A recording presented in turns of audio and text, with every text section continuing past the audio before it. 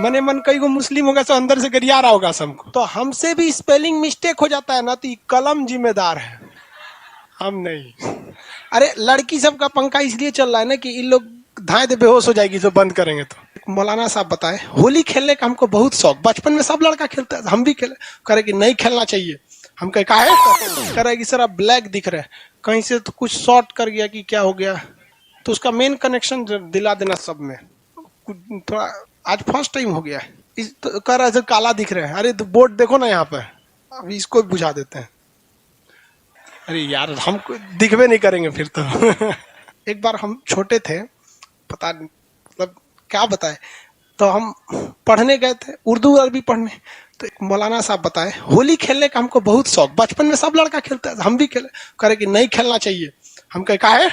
कहे कि नरक में जाएगा तुम। तो वो बहुत मारते थे मौली साहब हमको। उस समय 3 रुपया का एक डिब्बा रंग मिल जाता था। ये हम आज से 15-20 साल पहले की बात बता। एक बाल्टी रंग घोले और गेट पे खड़ा था कि मौली साहब कब निकलेंगे, छपाक से फेंक दिया, मैं जा नरक में, ससुरा गया काम से, नरक में जाए। वो आज भी हमको देख के घुस जाते हैं। अब भाई हम बहुत पीटते थे, हमारी दिली इच्छा थी इतना पीटने वाला मास्टर, बात बात पर पीट पीट के लाल कर देते थे। और हमको आज भी एक तरह का समझ में कि दिमाग में ये सब मात्रा हमसे गलती हो जाता है।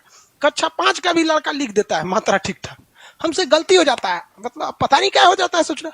और वहां उर्दू में भी गलती हो जाता था, उर्दू तो और टेढ़ सोच रहा है, एक के में गुजरिया के लिखो, गलती हो जाता था और थूर देते थे। कहीं कि नरक में जाएगा होंगे। अब आप बोलिए कि आप भी नरक में जाएंगे ना, तब ना बोलेंगे। भाई साहब दोनों में अंतर होता है, इस्लाम का नियम और मौलाना का नियम, दोनों में अंतर होता है। I follow the rule of Islam, not the rule of मौलाना। अरे भाई साहब हमको क्या दिक्कत हो जाएगा, ऐसा कोई चीज में थोड़ी हो जाएगा। हो गया सबको। तो उसने क्या कहा था अशोक ने कि सारे धर्मों को मिला के समन्वय रखिए। आप यदि किसी को गाली देंगे ना, आप किसी को गाली देंगे तो दूसरे से आप सम्मान की इज्जत मत रखिए। आप चाहते हैं कि आपको दूसरा कोई आप धर्म का व्यक्ति आपके धर्म की इज्जत करे, तो पहले आप उसकी इज्जत कीजिए। आपको बोलना ही नहीं पड़ेगा, वो आपकी इज्जत करेगा। तो ये समझना चाहिए। किसमें बोला था? 7वां। और इसमें उसने बहुत समझाया था, इसीलिए बहुत सबसे बड़ा हो गया। सबसे बड़ा अभिलेख कौन हो गया? 7वां।